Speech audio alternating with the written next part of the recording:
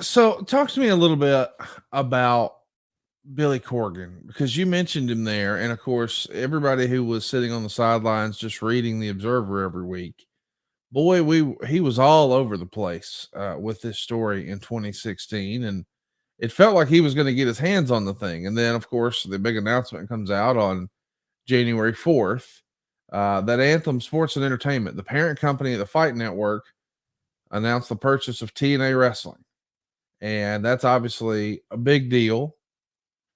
But now Corgan's on the outside. Did you have any relationship with Billy Corgan through that TNA adventure? Now, Billy had come to live events. I mean, I remember one in Oak City that Billy came, and I think he was in the middle of the tour, but he came and sat beside JB at ringside. I mean, I knew Billy as a great businessman, lead singer of the Smashing Pumpkins, and a good friend of Jeremy Borash. I mean, that was, lack of a better wordsmith, that was the context. In 2016, when all that unfortunate drama, and I know there was dollars attached to that, so I hate to call something with a lot of dollars attached just drama, but all that stuff that was going on, that was obviously one of the first real due diligence questions that me and my legal guys said. Like, where are we at with everything? Where are you guys at with it? Basically, what is Jeff stepping into if he accepts this role?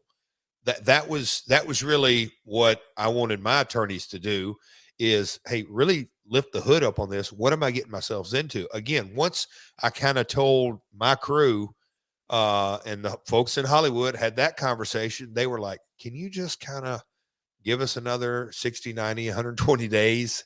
And I'm like, I think the time's right. I think there's a real opportunity, and we're going to get into this with AAA. There's just a lot of moving parts that I thought if we could get it under, and I don't want to say one umbrella, but if we all could have this collaborative working relationship, I think there's money to be made.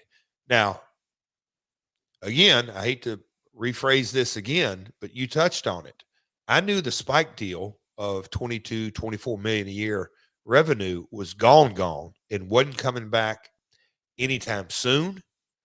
So with that being said, it was going to take a collaborative effort of multiple promotions working together, because at the end of the day, this is obviously prior to AEW, Conrad, and you know that talent needs they need work. Yeah. They need to get out and peddle their wares, if you will, and learn their craft. And we got to have places to develop talent. We just got to the churn of the wrestling business. Well, if TNA's just doing TV tapings, no house shows, and AAA wants to get into this market, and maybe Noah wants to have a little bit better USA presence, and there's some international stuff going on in the UK. Well, if we have kind of a quasi working agreements, and we have 30, 40 pieces of talent that are getting as much work as they want, there's something there. So that was something that Herbie didn't want to hear. Karen Damsher didn't want to hear. My LA folks kind of understood, but also said, hey, man, the big money is in the TV deal, and we're under an agreement with Fox Sports. We all know that the UFC has a pivotal role in budgets with those guys and scheduling and all that. But let's just see how it plays out. Well, I wanted to move forward.